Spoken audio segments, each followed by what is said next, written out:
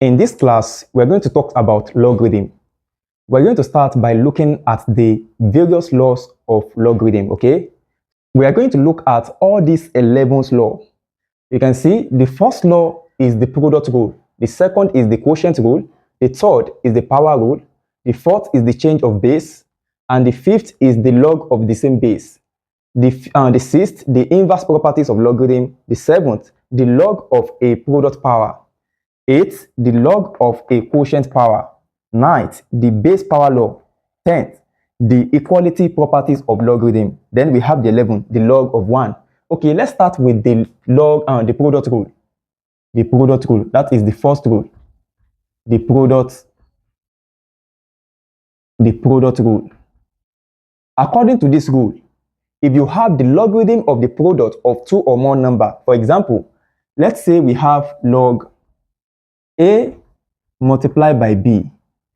According to this rule, we are going to have log A plus log B. Do you understand?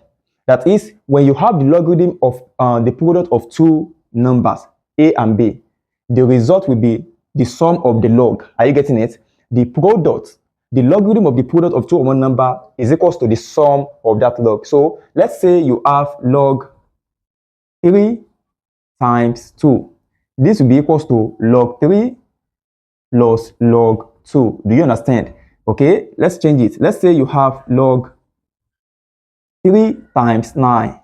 This will be equals to log 3 plus log 9. Do you understand?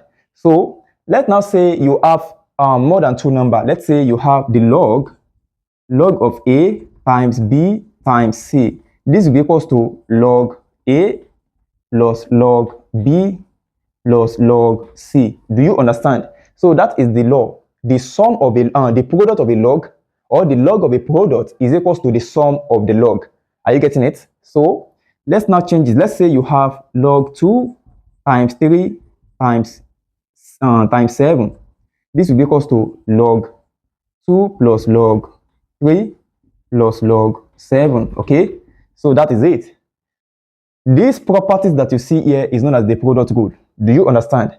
Okay, let's look at the next rule here. We have the quotient rule.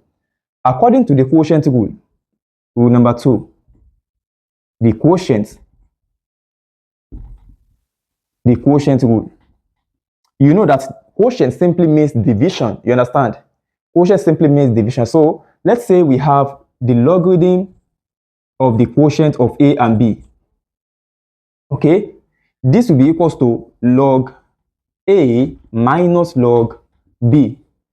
This indicates that if you have the log of a quotient, the log of a quotient will give you the difference of the log. Are you getting it?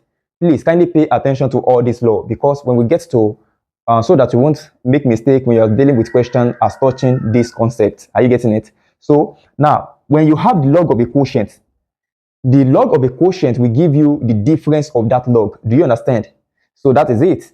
Now let's say you have log 3 all over 2.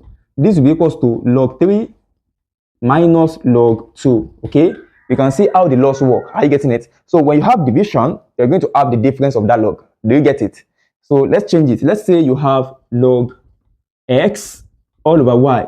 This will be equals to log x minus log y. Do you understand?